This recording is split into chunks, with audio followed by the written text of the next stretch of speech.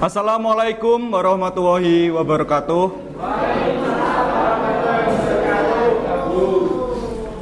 Baik anak-anak, sebelum kita melakukan pembelajaran pada pagi hari ini, mari kita berdoa bersama-sama sesuai agama masing-masing. Berdoa, mulai.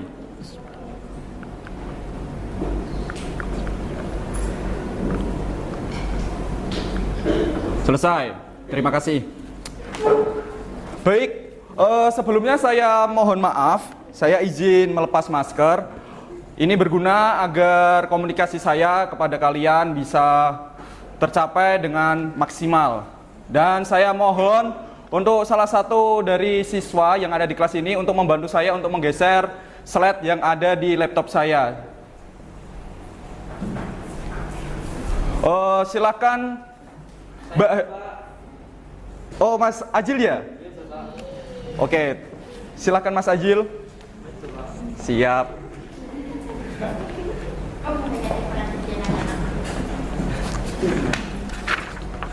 Pakai keyboard ya? Oke. Baik anak-anak, kita akan mempelajari materi tentang teks pidato. Berhubungan kalian ini kelas 9, materi pada pembelajaran Bahasa Indonesia ini bertema teks pidato. Sebelumnya, saya akan membacakan tentang model pembelajaran yang akan kita laksanakan pada hari ini, yaitu dengan menggunakan model pembelajaran indeks Karstmatch atau mencari jodoh atau pasangan. Nanti ya, ini sangat asik sekali buat kalian untuk meninjau pembelajaran kalian agar pembelajaran maksimal dan bisa diterima dengan baik. Nanti akan saya ajari dengan metode atau model yang sudah saya buat dengan mudah. Nanti kalian akan mencoba satu persatu ya anak-anak semua. Baik, ini adalah KD dan KI yang akan kita pelajari, kalian bisa baca. Lalu kita ada tujuan. Ke bawah Mas. Baik, tujuan pembelajaran kita yaitu mengidentifikasi struktur dan ciri kebahasan pidato persuasif tentang permasalahan aktual yang didengar, yaitu tentang teks-teks pidato yang bersifat formal atau resmi. Nanti yang akan saya contohkan, nanti ada salah satu soal, nanti kalian bisa kerjakan di tugas yang kedua. Lalu ada menjelaskan struktur dan ciri. Jadi nanti kalian di PPT yang akan saya tayangkan, nanti ada tentang struktur dan ciri. Nanti silakan disimak bersama. Lalu ada menentukan struktur dan ciri kebahasaan, menganalisis struktur dan ciri kebahasaan, dan menilai struktur dan ciri kebahasaan. Lanjut ke bawah Mas. Lah, ini tadi yang saya sebut. Dalam pembelajaran ini saya menggunakan pembelajaran model pembelajaran indeks Karstmatch atau mencari pasangan. Dengan kegiatan pembelajaran alokasinya itu ada 45 menit dengan bagian 5 menit guru memberi salam, guru membuka pelajaran dengan berdoa bersama, dan tadi sudah kita laksanakan dengan baik. Lalu kita akan ke tahap kedua, yaitu kegiatan inti. Kegiatan inti kita ada 5 poin, yaitu 1. Guru melakukan persiapan pembelajaran dengan menggunakan PPT. Nanti PPT-nya akan saya tayangkan di laptop saya. Dan yang kedua, ada guru menerangkan materi yang sudah tersusun baik di PPT. Lalu ada guru memberikan sebuah game melalui model pembelajaran indeks Karstmatch. Jadi saya harap nanti ketika kalian saya tuju untuk maju ke depan, agar kalian bisa bermain bersama Gembira Ria bersama teman. Lalu guru memberikan soal untuk mengetahui siswa dengan menguasai materi yang sudah diterima. Jadi nanti poin kelima akan saya bagikan sebuah soal. Di sini ada teks pidato, nanti silahkan jawaban kalian cari di teks pidato ini ya. Penutup kita ada 2 poin, yaitu yang pertama guru melakukan evaluasi bersama siswa di dalam kelas. Dan yang kedua, guru menutup pembelajaran kelas dengan berdoa bersama. Ini alokasinya 5 menit. Dan penilaian saya dalam pembelajaran pagi hari ini itu ada dua poin, yaitu sikap dan pengetahuan. Jadi nanti saya harap kalian ketika belajar di dalam kelas ini, sikap kalian harus baik, sopannya dijaga, lisan atau tuturnya dijaga. Pengetahuan, ketika saya nanti mengajar, usahakan jangan sampai pasif ketika saya mengajar. Kalau kalian tidak paham, silakan ditanyakan. Dan ketika nanti kalian paham, jangan pasif. Atau ketika saya tanya balik ke kalian, harus kalian jawab dengan baik. Langsung ke PPT-nya saja, Mas.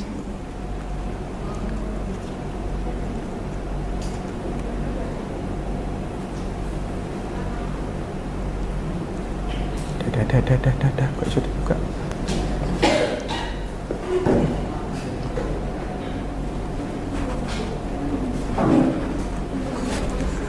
Langsung slide yang kedua ya, Mas.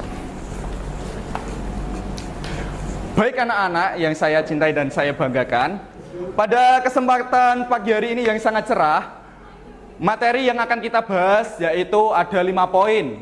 Yang pertama adalah pengertian teks pidato. Yang kedua ada tujuan teks pidato. Yang ketiga ada struktur teks pidato. Dan yang keempat jenis-jenis teks pidato. Dan yang kelima atau yang terakhir ada metode pidato. Sebelum saya lanjut, berhubungan kalian ini kelas 9, yang saya ambil materi dasar dari teks pidato.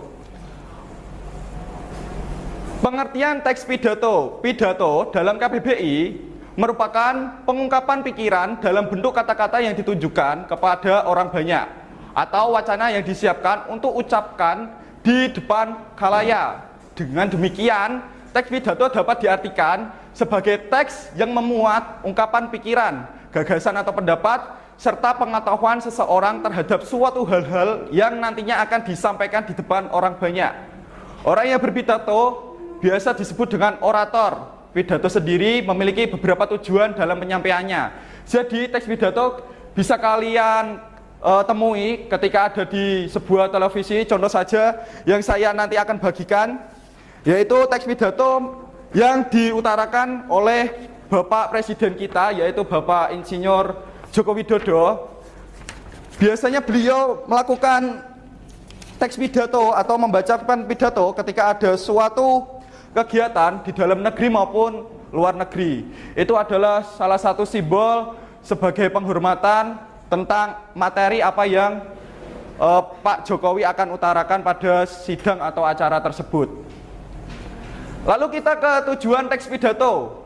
Yang pertama, teks pidato memiliki beberapa tujuan dalam penyampaian, yaitu 1. Sambutan atau sapaan. Teks pidato seringkali digunakan untuk menyapa para tamu atau audiens yang hadir. Contoh, pidato peresmian sebuah gedung dan pidato pembukaan pada sebuah acara. Tanda titik, tanda dipakai pada judul ataupun keterangan pengirim maupun tujuan pada surat. Lalu ada informatif, yaitu teks pidato yang bertujuan untuk memberikan informasi kepada audiens mengenai suatu peristiwa atau fenomena. Yaitu ada contohnya konferensi pers atau sidang, di mana sidang itu harus formal atau sidang yang diakui oleh badan-badan yang sudah ditentukan oleh negara. Lalu ada persuasif. Persuasif adalah teks pidato juga memiliki tujuan lain untuk mempengaruhi para pendengar. Pidato jenis ini umumnya berupa sebuah ajakan. Contoh pidato yaitu pidato penyuluhan tentang pentingnya vaksinasi COVID-19. Nah, ini teks pidato yang sangat marak sekali. Kalian bisa jumpai di salah satu internet atau web-web yang ada di HP kalian. Yaitu ada yang keempat, poin keempat, atau rekreatif. Tujuan dari teks pidato yang terakhir adalah menghibur para pendengarnya. Pada pidato kali ini, orang yang berpidato akan menyampaikan kalimat-kalimat yang menyenangkan untuk didengar. Contoh saja yaitu pidato dengan stand up komedi, yaitu dengan hiburan. Contoh saja kalian ketika ada film OVJ, pasti kalian akan mengetahui tentang pidato yang bersifat komedi. Biasanya diucapkan atau dipaparkan salah satu tokoh OVJ yaitu Sule atau Andre Tani.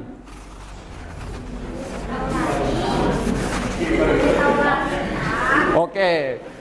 Kalau begini kan suasana kelas kan tidak mencekam. Kalian bisa tertawa juga ya. Lalu kita ke struktur teks pidato. Baik. Poin pertama yaitu teks pidato memiliki struktur di dalamnya. Oh ya, silahkan anak.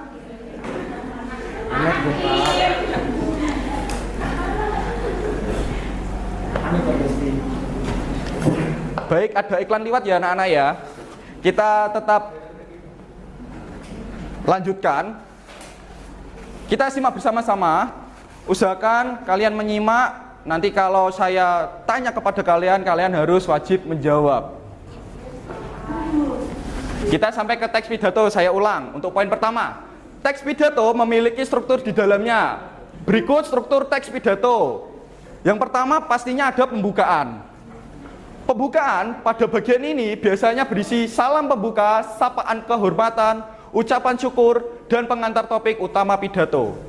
Pastinya kalian gak asing dengan pidato ketika awalnya pasti akan mengucapkan salam dulu atau kata pengantar dulu. Lanjut yang kedua ada isi. Struktur teks pidato yang kedua adalah isi. Bagian ini memuat informasi penting yang ingin disampaikan karena bagian isi merupakan inti dari struktur teks pidato. Usahakan menyampaikan informasi tersebut dengan data atau fakta pendukung agar pendengar semakin antusias untuk memperhatikan pidato yang disampaikan.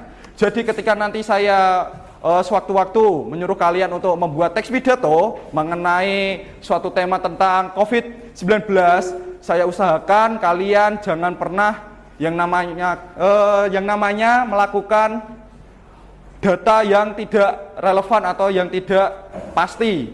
Usahakan kalian harus membuat isi pidato itu sesuai data atau fakta yang ada di lapangan dengan benar.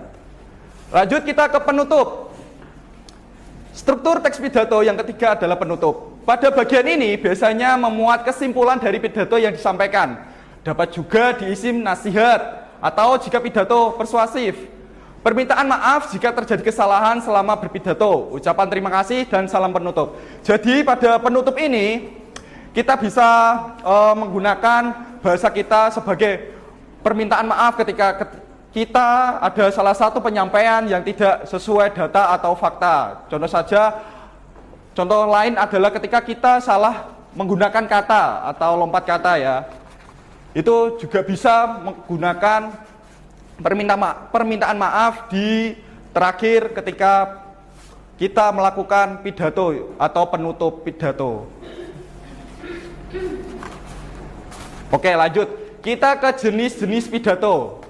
Poin yang pertama, berdasarkan tujuannya, teks pidato dibedakan menjadi 4 jenis, yaitu yang pertama, pidato informatif, yaitu pidato yang bertujuan untuk menyampaikan informasi atau pengetahuan baru kepada khalayak umum dengan tujuan agar mereka mengetahui, mengerti, dan menerima informasi tersebut.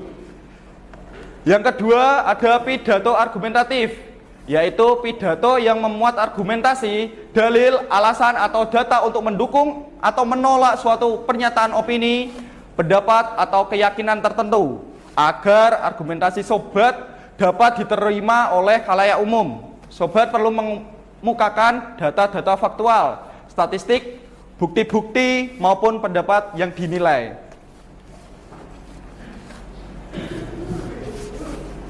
Ya, baik. Yang ketiga, silahkan saya tunjuk kepada teman-teman, biar kalian tidak ngantuk mendengarkan suara indah saya. Silahkan saya tunjuk untuk Mbak Via untuk membacakan poin yang ketiga, pidato persuasif. Silakan. Yang ketiga adalah pidato persuasif, yaitu pidato yang bertujuan agar audiens melakukan atau meninggalkan suatu tindakan aksi ketika masuk atau sikap tertentu sesuai dengan harapan berbicara atau komunikator. Baik, terima kasih Mbak Via. Baik, untuk poin yang keempat, saya akan menunjuk sekarang bagiannya cowok ya, biar sama rata. Saya tunjuk Mas Heru untuk membacakan poin yang keempat, pidato kreatif. Silakan. Pidato rekreatif, yaitu pidato yang banyak menyelipkan humor atau lelucon di dalamnya. Pidato rekreatif juga disebut sebagai pidato kekeluargaan. Seorang pembicara hendaknya memiliki kemampuan menampilkan hal-hal yang dapat menciptakan suasana keramah-tamahan seperti lelucon dan humor yang dapat digunakan untuk meramaikan suasana. Baik, terima kasih Mas Heru. Dilanjut Mas Ajil.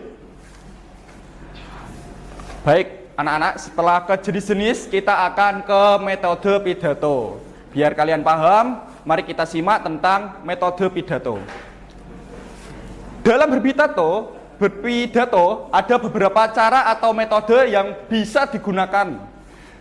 Beberapa metode berpidato diantaranya metode impromptu, metode memoriter, metode naskah, dan metode extemporan. Baik, kita ke tahap yang pertama, yaitu metode impromptu. Metode impromptu yaitu metode pidato yang dilakukan secara langsung tanpa adanya persiapan terlebih dahulu. Jadi ketika kalian berpidato, usahakan kalian itu tahu tentang apa yang harus kalian sampaikan. Contoh saja mengenai COVID-19. Jadi kalian harus mempelajari dulu apa saja yang harus kalian sampaikan ketika berpidato. Sesuai data-data yang real, jangan sampai mengada-ngada atau memanipulasi data. Itu sangat tidak baik dan kalian bisa dihukum ketika kalian memanipulasi data. Kita lanjut ke metode memoriter.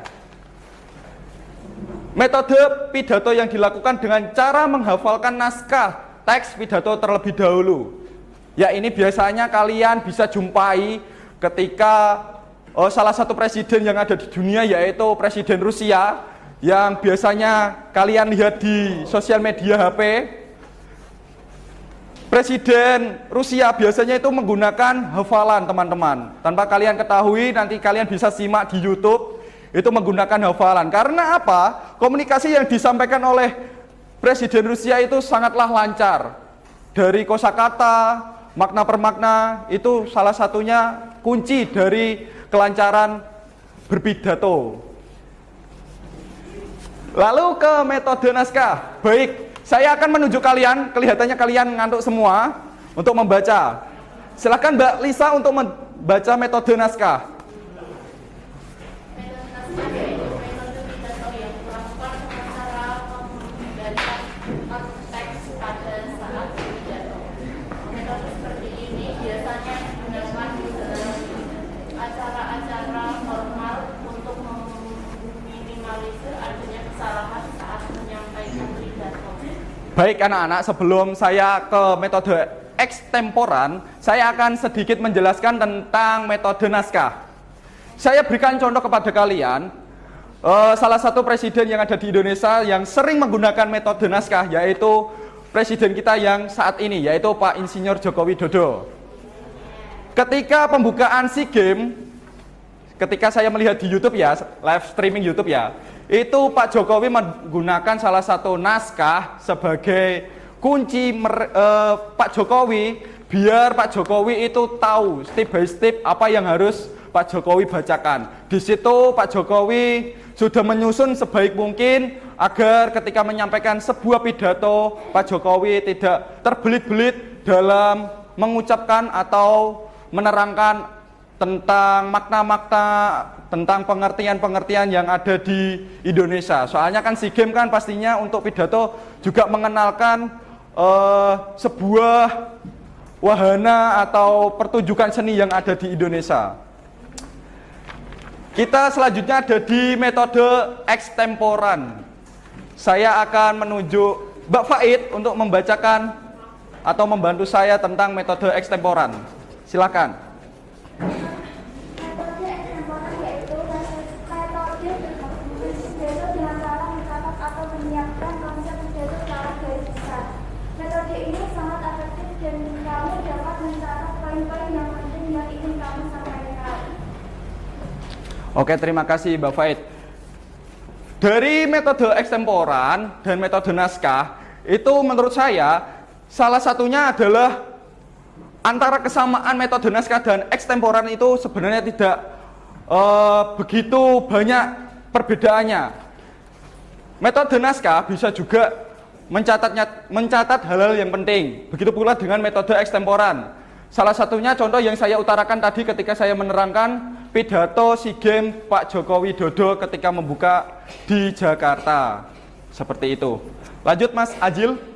Baik, itulah tadi materi yang kita pelajari pada pagi hari ini. Oke, waktunya ini sudah sangat mepet sekali. Ini untuk sementara tidak ada sesi tanya jawab dulu ya. Kita lanjut saja ke salah satu model pembelajaran yang saya buat. Langsung saja ya teman-teman.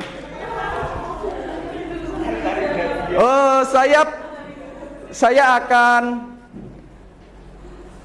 mengundang salah satu kalian untuk melakukan atau menjalankan tentang model pembelajaran saya. Silahkan saya tuju Mbak Isna, silahkan maju ke depan Mbak Isna. Oke. Baik Mbak Isna, silahkan menghadap ke teman-teman agar teman-teman tahu. Iya Pak Guru. Oke. Silakan Mbak Isna pegang seperti ini dengan mengklik agar mata-mata indah ini tidak jatuh ke lantai. Terima kasih Pak Guru. Ya, soalnya ini nama samarannya adalah menarik jodoh. Ya. Baik, tugas Mbak Isna didengarkan dulu Mbak Isna. Iya Pak Guru. Langkah kedua Mbak Isna adalah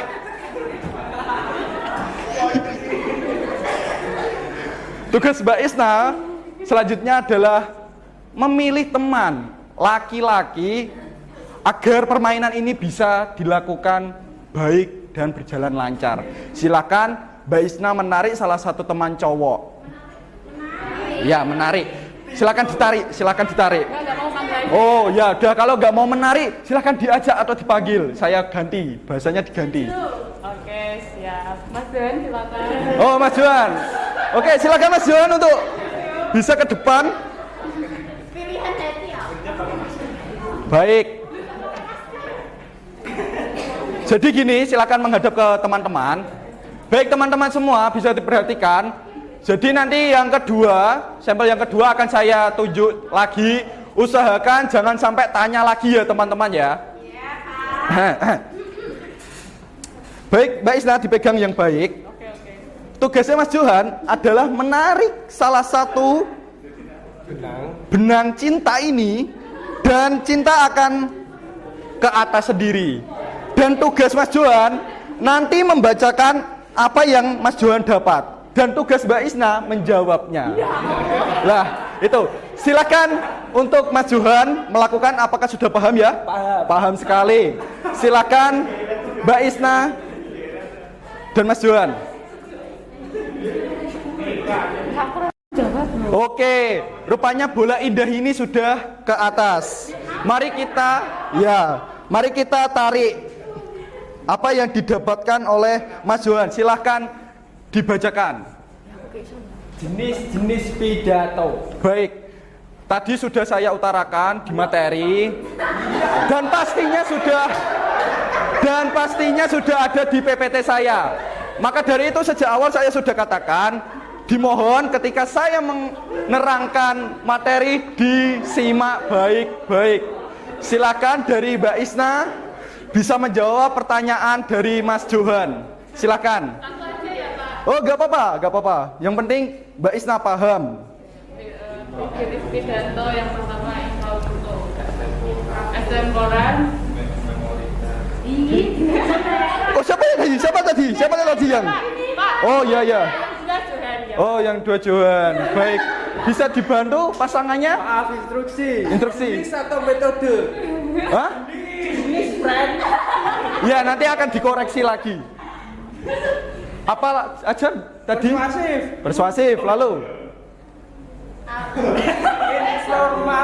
informatif, ya betul. Lagi? Ada lagi?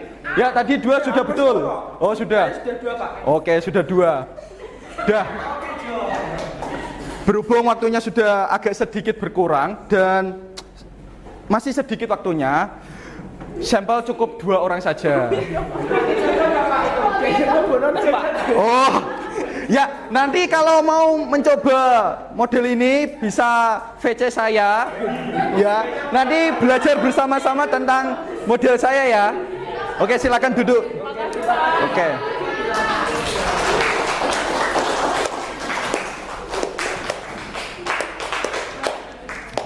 Baik anak-anak. Berhubung materi sudah, terus permainan sudah, mari kita tutup dengan mengerjakan soal. Yeay! Loh, kok kayak makin semangat? Loh, tuh, kalian ini bagaimana? Terus saya mendapatkan nilai dari mana ini? Tuh, yaudah begini, sebentar. Oke. Berhubung waktunya ini sedikit mepet, hampir habis.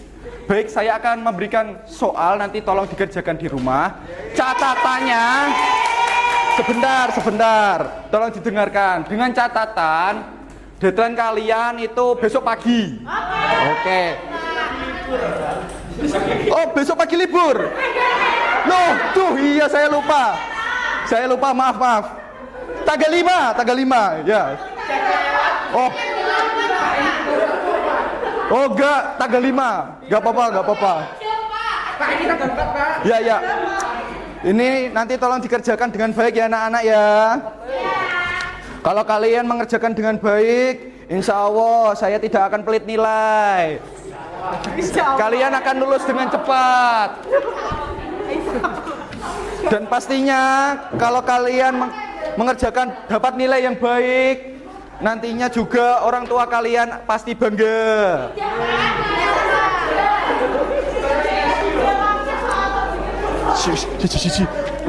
Kertas entek.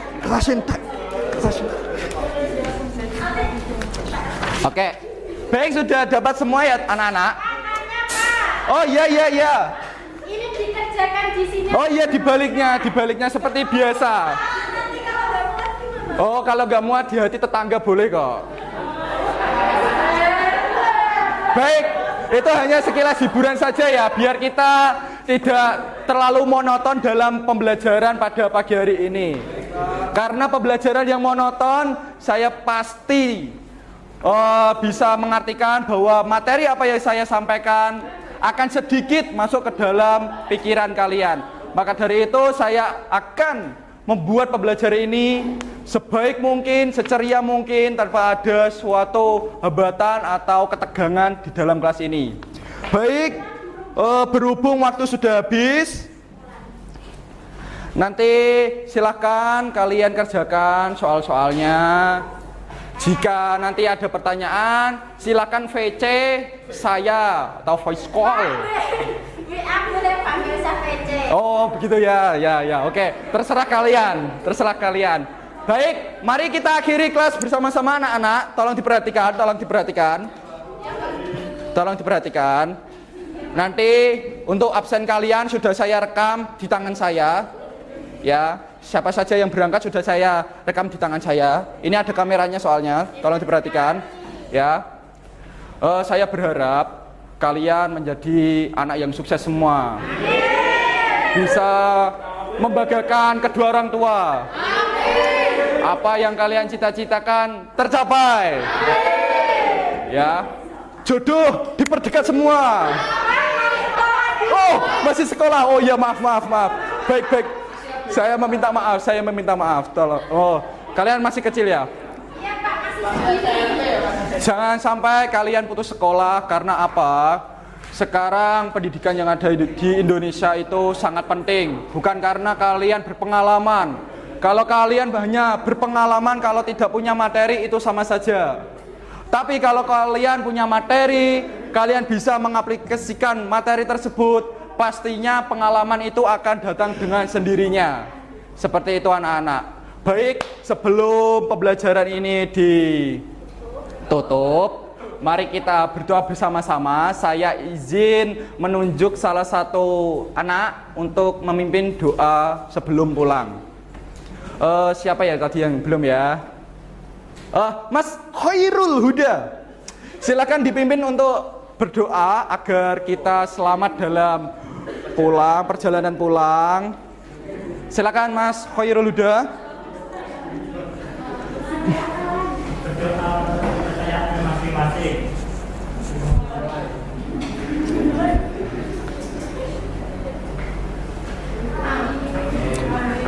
Amin.